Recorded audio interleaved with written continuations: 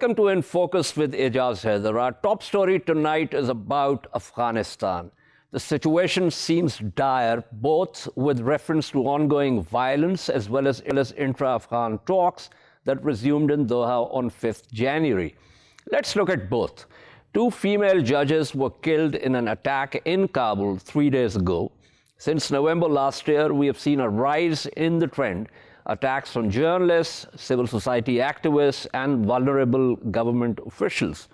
Unfortunately, the government has been unable to trace perpetrators of most such attacks, even in Kabul's secure areas. Afghanistan's interior minister even told journalists to take care of their own security, and if they think they are in danger, they should not move about. That doesn't inspire much confidence.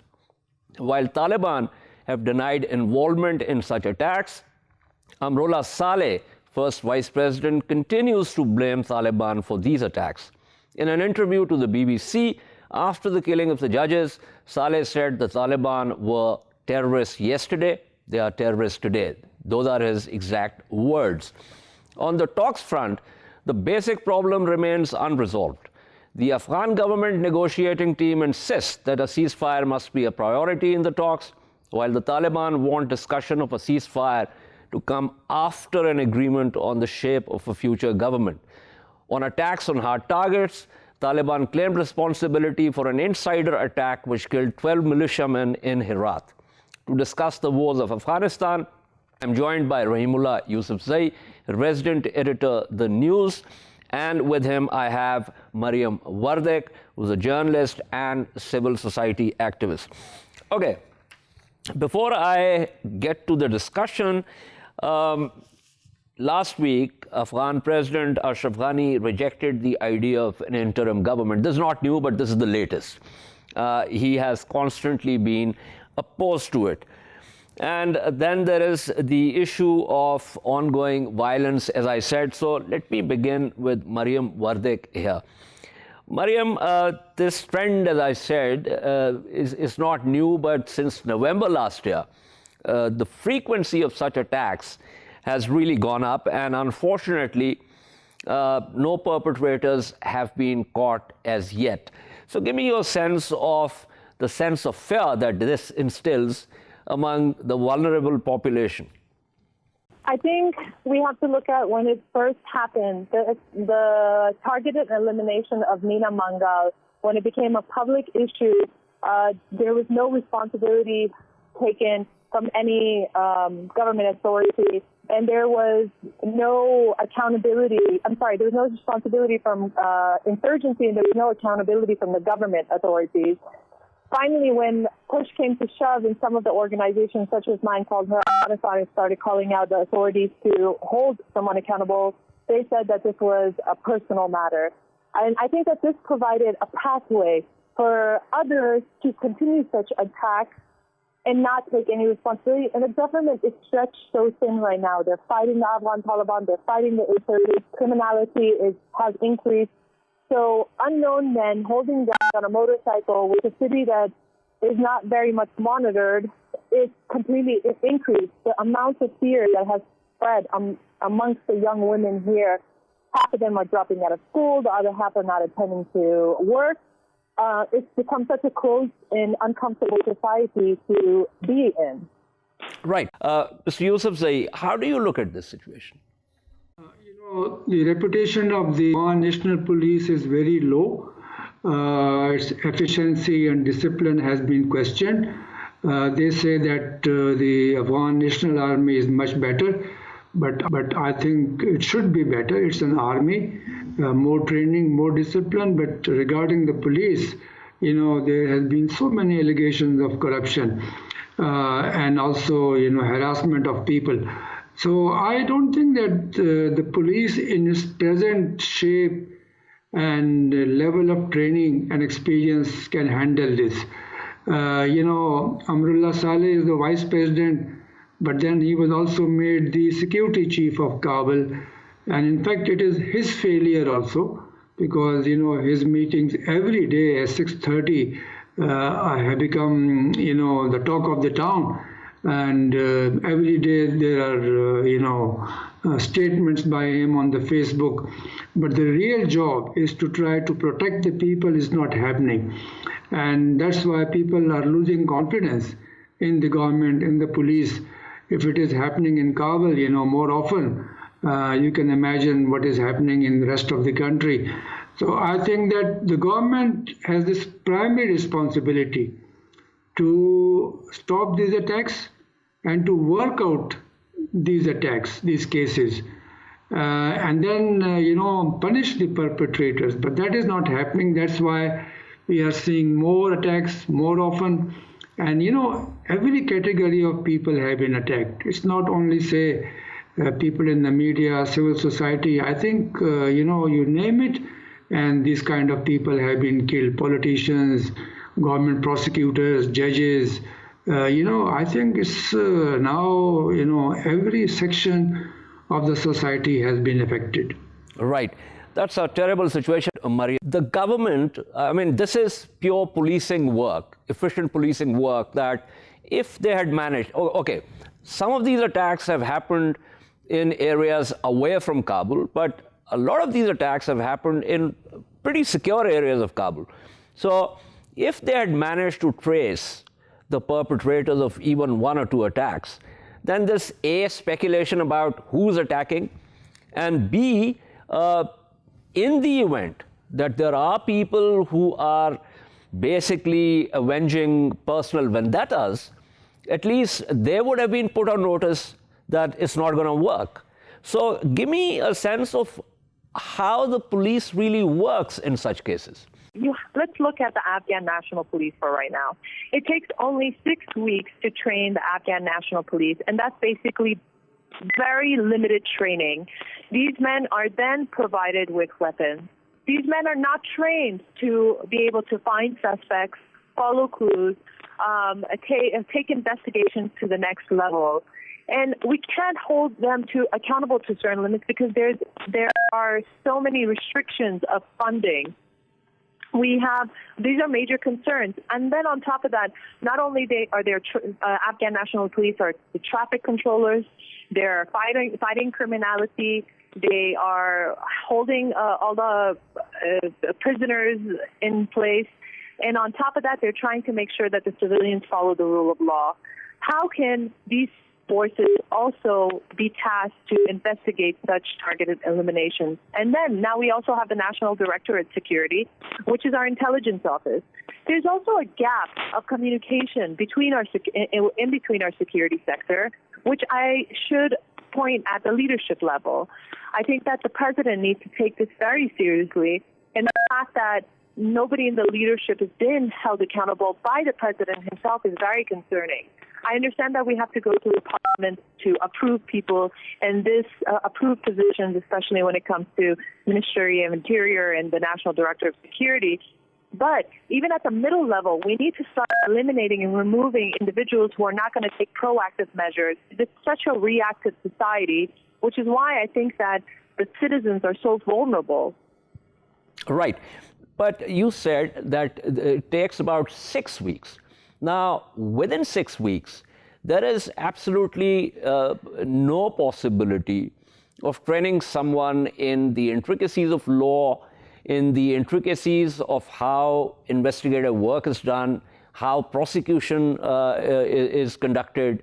So, are you saying that you have a police in Afghanistan that is primarily trained for watch and ward, given weapons, but actually do not have any real policing skills?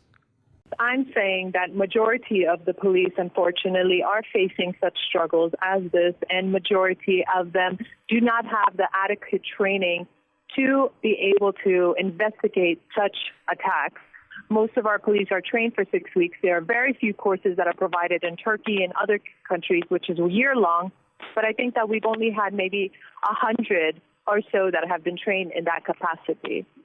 So this is a concern, and I think that we in the region should stay concerned about this, because the Afghan National Army is fighting the borders, but if the Afghan National Police can't keep law and order in place, there will be instability. Right. I also want to get your take on what Mr. Saleh continues to claim, without much evidence, I might add. He even, attacks that were claimed by Daesh, when those attacks happened, he said they've been mounted by the Taliban. Every time there is an assassination like this, he talks about the Taliban. As I said in my opening, in a BBC interview, he said there were terrorists yesterday, there are terrorists today. Now, he is the first vice president. There's an intra-Afghan dialogue also going on. But from his approach, it appears that A, he's not reconciled to the fact that there are talks going on, and B, that despite being the chief of security for Kabul also, all he has to offer to the people are these claims and no real solid work. So just give me a sense of, his approach. I think that the Afghan Vice President, Rahimullah Saleh, behaves very immature when it comes to voicing out his concerns regarding the insurgents. At the end of the day, the Afghan Taliban are Afghan people, and we need to make peace for the civil war to end. How we make peace is his responsibility and how we go forward. But voicing against these groups is very concerning. Yes, he has his personal opinion on who he thinks is behind these groups, certain nations that are involved. If he speaks out against that, that's perfectly acceptable. But demoralizing your own society and your own Afghan people is just giving him further ammunition to work against the government itself. Right. Thank you so much. That was Mariam Wardak speaking with us. Let me go to Rahimullah Yusufzai. Mr. Yusufzai, a word about Amrullah Saleh. Now, I know we have discussed his statements earlier also on this program, but I want to get a sense of how he can be making these statements without the no of President Ashraf Ghani. And if that is accepted, then it's fair to assume that President Ashraf Ghani actually approves of what he says. I think Amrullah Saleh has been saying these things even before he became the first vice president. Even then, Ashraf Ghani selected him to be his running mate in the election, and now he's the number 2 in terms of seniority in the Afghan government. So I think this is deliberate. I must say that, whatever Ashraf Ghani or the other vice president, Sarwar Danish, says is with the agreement of Ashraf Ghani. Ashraf Ghani has the same views. He also calls Taliban terrorist. And the 2 vice presidents have even now been calling Taliban terrorists and accusing them of launching attacks. Ashraf Ghani said recently that, when the Afghan Air Force killed, I think, 18 people of one family in Nimroz province on the border with Iran, he said that Taliban were hiding in people's homes and they are terrorists and they are using people's homes as a shield. So I think there is no difference in their opinion. The only difference is that Amrullah Saleh talks more often. Ashraf Ghani is maybe a bit more cautious, but they have the same view. And I think it looks as if they are being forced to negotiate with Taliban. If Taliban are terrorists, why are they holding talks with them? And if Taliban are terrorists, I think then they should be, eliminated. If the Americans negotiated with them and made a deal, then I think, the Afghan government is very much dependent on the U.S. For everything, for military assistance and for economic assistance. So I think these 2 views cannot be reconciled. Either you negotiate with them or you don't call them terrorists or whatever. Taliban also, then reply. They respond very aggressively. They are saying the Afghan government is a slave regime. And yesterday they talked about Dostum. Dostum had given orders to his men, his militia, to enter people's homes who are the enemy, destroy their homes, and apprehend all of them in Faryab province.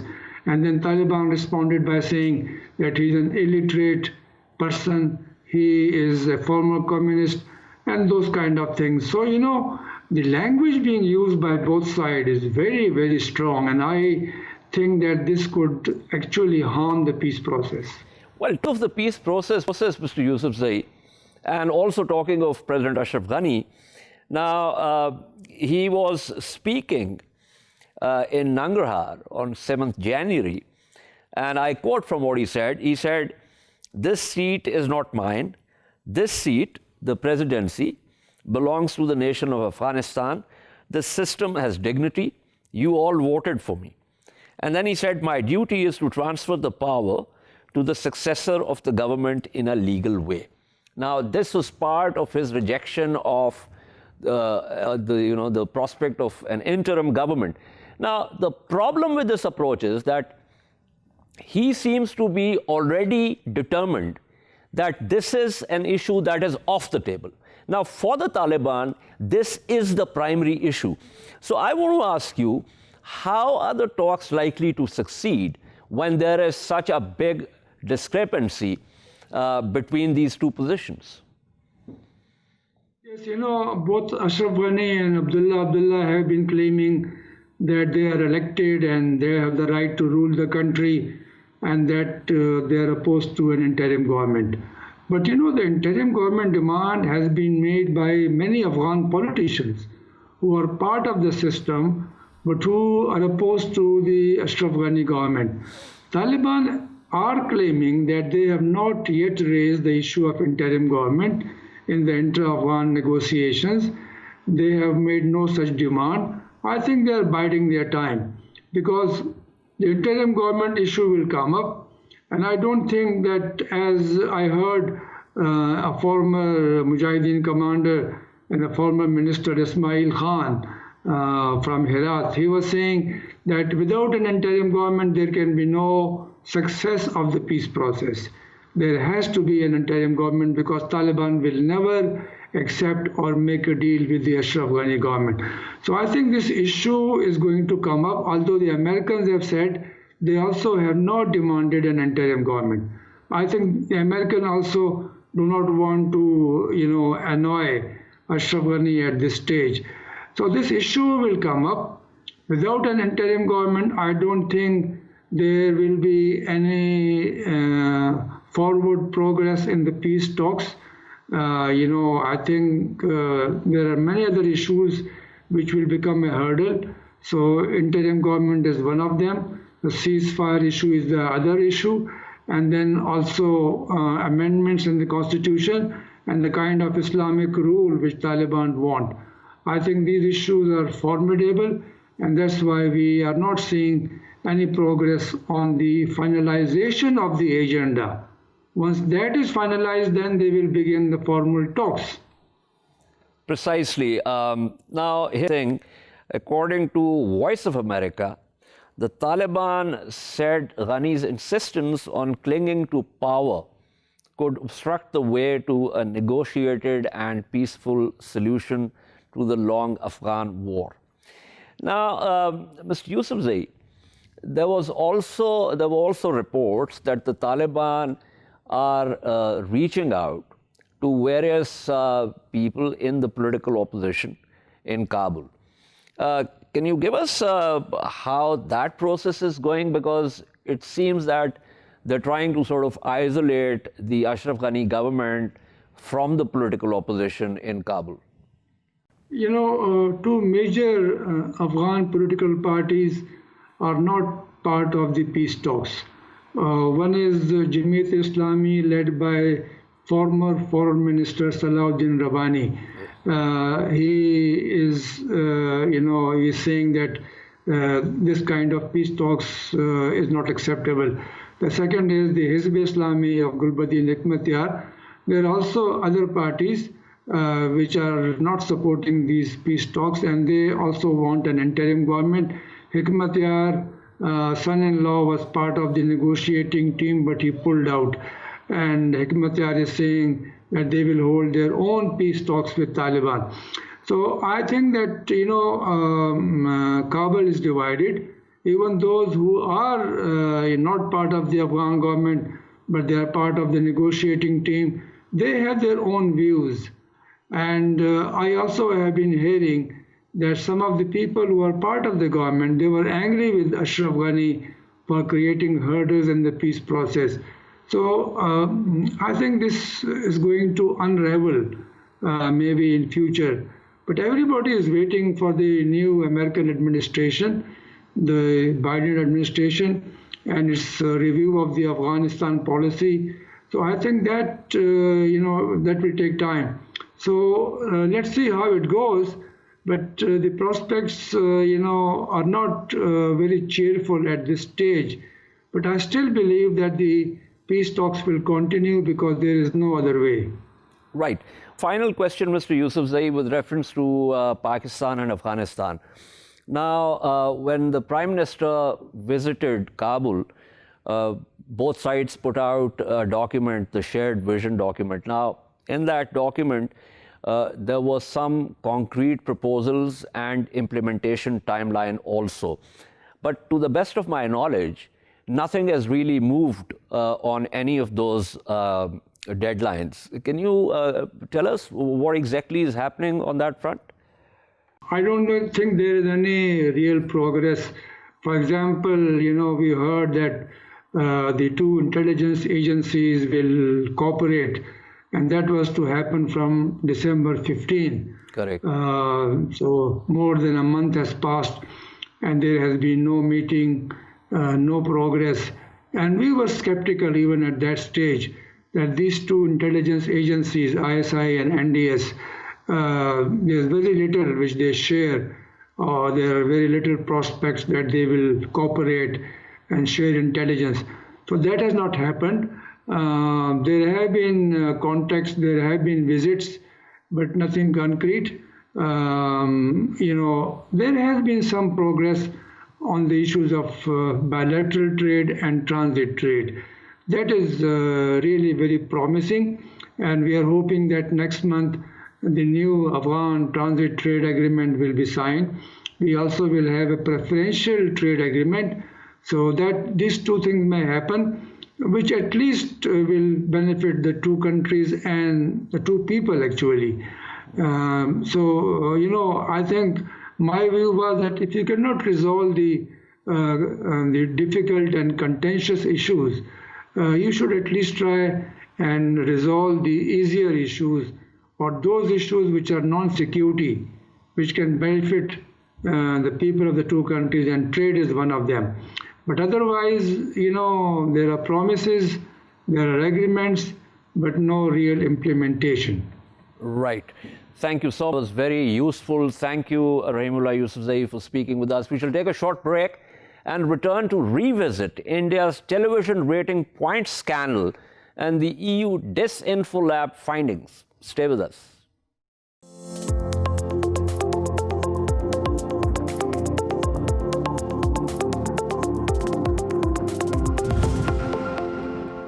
Welcome back to In Focus. The television rating points scandal in India has brought to the fore the nexus between certain media groups in that country and the right-wing BJP government of Mr. Narendra Modi.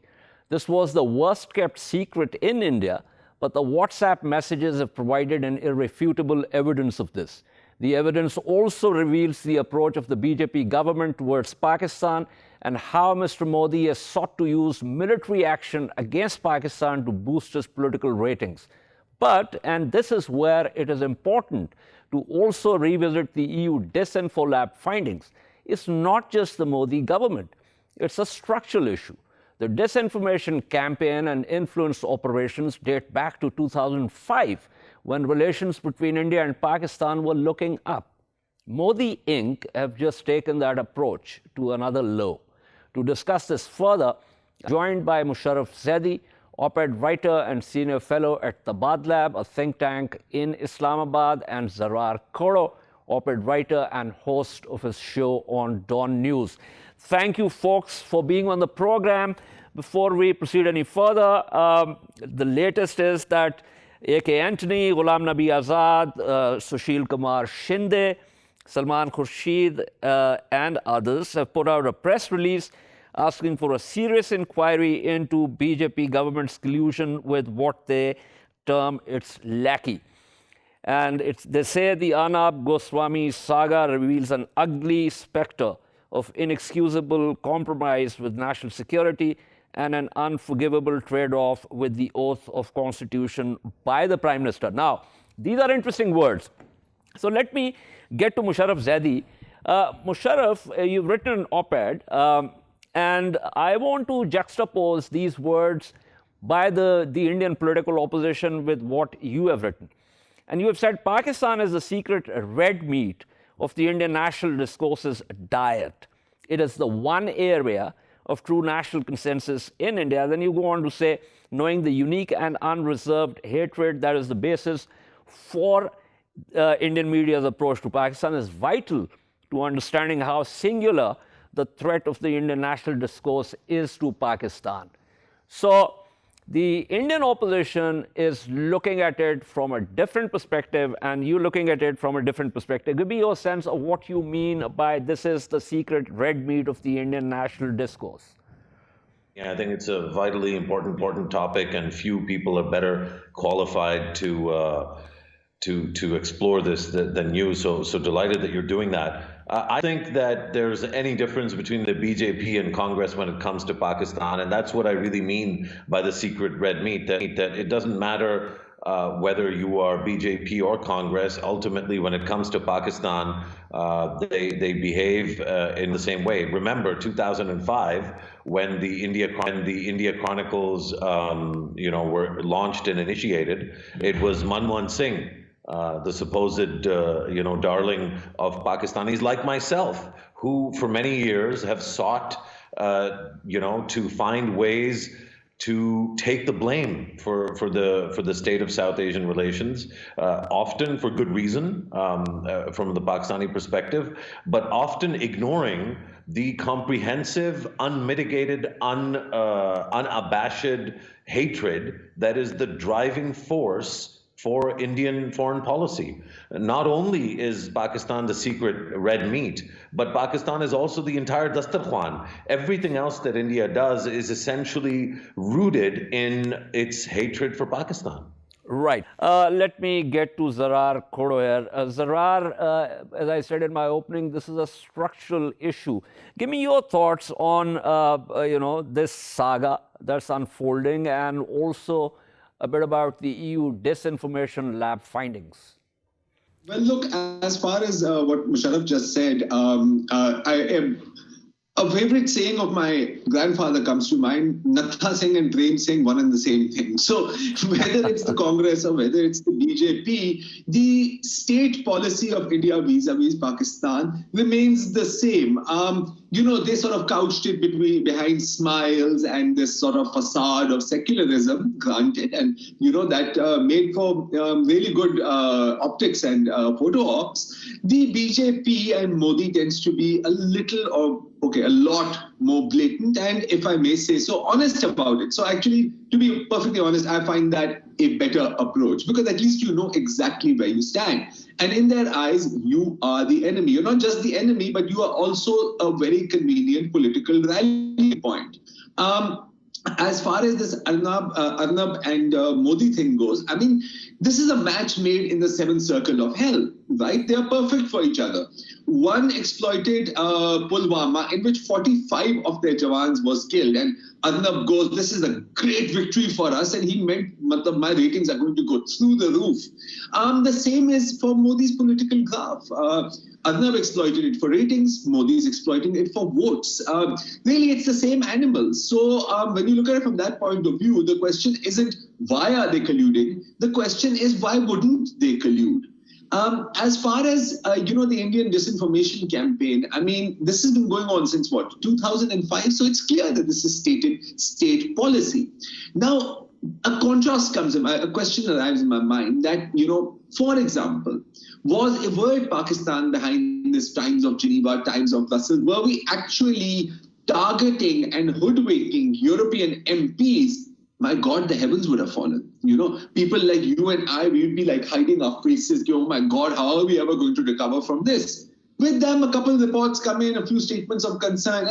No big deal. Why? because the West needs in India. Europe needs their markets, their cooperation, so on and so forth. And America needs them as a bulwark against China. I mean, one gets tired of repeating this old trope, but there are no friends or enemies. There are only permanent interests. And even those interests, in a long enough term, cease to be permanent. So for the foreseeable future, India is going to and has and will get away with murder. And in the face of that, what's a little disinformation, Ijaz? Right. This is a very important point. And on this point, let me quote from what Mosharraf wrote in his op-ed. And this is the second point that he's making. He says the West is firmly and solidly behind India, no matter what India does in Kashmir or how India treats its people, including minorities. Whatever the Mumbai police is uncovering and leaking into the public domain today, Western intelligence has had access to and been aware of for years. The fiction that somehow the histrionics of Jaishankar and co. are genuinely effective in immunizing the brain cells of Western analysts simply does not stand. Now, Mosharraf, my issue, more than this, has to do with the fact that, as you said, there is a consensus in India. Now, when we look at Pakistan, if the shoe were on the other foot, and I know you've written about this in your op-ed, and you actually thanking Darwin, saying, well, you know, it's great that we don't have this kind of, you know, cesspool here. But my point is that if we had done this, all hell would have broken loose. The Indian media would have gone to town. On the other hand, on our side, the EU Disinfo Lab findings, as well as this particular saga, hasn't got much traction. Give me your sense of, you know, how it works for our media. Ijaz, I actually think the more I've thought about this, and you know, yesterday was a really interesting day for you know, and today, yesterday and today, this whole week has been a really interesting time to try and think about these issues because of what happened in Australia. You know, we often separate sport from reality, but sport is real, and I was really, I have to say, I was really overwhelmed by the kind of response to the Indian cricket team's performance from Pakistan, from ordinary Pakistanis. Now, I don't think that you can, there's no play acting this, right? You know, Pakistanis just don't have the viciousness and the hatred that is required to be as conniving and as scheming as it has taken many people in the Indian mainstream, both in the media, in government, and in the private sector, in their foreign service, in their intelligence services, in their police services. It's taken years of machinations for them to construct something like the India Chronicles. Meanwhile, Pakistanis looked at the India Chronicles, and other than you and me and, you know, maybe a couple of dozen other folks, most people were like, yeah, whatever, we have stuff to do, and people move on. And then when they see something glorious, like a test match victory that was, by all sort of measures, a glorious cricketing win, a glorious sporting spectacle, Pakistanis don't care that it happens to be India, the same India that's occupying Kashmir, the same India that's treating Muslims like garbage. And I think that that's actually an incredible strength for Pakistan. I don't know if Pakistan will ever have the wherewithal to take advantage of its incredible strengths, but I really think that the fact that India behaves and consistently has behaved in a certain way towards Pakistan, whereas Pakistan behaves in a certain way towards India. Those two behaviors, in terms of how society and state act, I think are really the whole story of the some potential of Pakistani power in the years to come. Right, Zarrar, and I say this without prejudice to what Mosharraf is saying, but frankly, given the tenor of relation, given the structural issues and the rest of it, I do have a little concern about our generosity. I believe that it's time for us to actually begin to look at India for what it really is, and then to develop the capacity to neutralize and counter that. So give me your thoughts on that. I think that in every way that counts, we are doing that, right? I mean, look, let's listen a little carefully to what Mosharraf said. This was organic. Okay, this is not something that I'm talking about the Pakistani sporting and very sportsman-like reaction to India's victory. This was not something that you could, on one hand, manufacture, and related to that, it's not something, on the other hand, that you can, sort of restrain with like a top-down operation. It's not state policy. It's simply public sentiment. Now, the same people cheering the cricket victory will certainly condemn their actions in Kashmir, will condemn, the pogroms and the near genocide that's taking place in India. It's a drip genocide, but it is nevertheless a genocide. I think that what we need to do is, we need to be aware of the machinations. We need to counter them diplomatically to whatever extent we can, and we just need to keep at it. However, we cannot change our DNA. We are not a petty people. We tend to be a large-hearted people. But at the same time, if you cross us, we will come back at you. So we need to be doing that. We need to be cognizant of India's strengths, but at the same time, we need to not feel overwhelmed, because a smaller opponent has in many times in history, outmaneuvered and outclassed, outwrestled even a larger opponent. So magnify your strengths, try to curb your weaknesses, and just keep at it. That's all I can say. But you can't stop the Pakistani people from rejoicing in what is a spectacular victory. They may be going all Pakistani this and Pakistani that, and every time there's something happening, there's 500 comments, from these, degenerates, I'm sorry to say. I don't think that we need to sing to those lows. I think that would be actually, in my mind, a great tragedy for us to become them. Fight not with monsters lest you become a monster yourself. So let's not become these Hindutva-style goons. That would be the worst thing in my mind that could ever happen to us. No, I take your point. As I said, that what I was saying was without prejudice to what Mosharraf said. But my point has to do with the fact that, there is a concerted effort there. There's a certain kind of nexus. That nexus was there, between the Congress governments, the more secular ones, and their intelligence agencies, and of course the media. That's how this EU Disinfo Lab, finding them in the Indian Chronicles, are all about. That's the scope and scale of the operation could not have been, and the sophistication of the operation could not have been possible without funding from a state actor or one of its intelligence agencies. So, Mosharraf, my point is that when our foreign minister and the DG ISPR, they present evidence of Indian involvement in subversive and terrorist activities in Pakistan, there is a sense in some circles in Pakistan, how do you know this is irrefutable? So my point really is that we seem to have these fault lines within. I'll honestly say, whether it's the Pakistani military, the intelligence community, politicians, or journalists or bureaucrats, whatever class of Pakistani you look at, the idea that we would be reduced to what the Indians have done is it's undignified, and I just don't think that Pakistanis are ever going to align in that way. But I do think that Pakistanis align around the truth really quickly. And so when Balakot happened, whatever the rest of the world might believe, but I'm absolutely certain we had entirely political and public discourse unity and unison. So I think when push comes to shove, Pakistan does have the capacity, but Pakistanis can't fake it. And I think that's a great strength. Right. Zarrar, very quickly. Yeah, look, I'm just going to have to agree with Mosharraf here.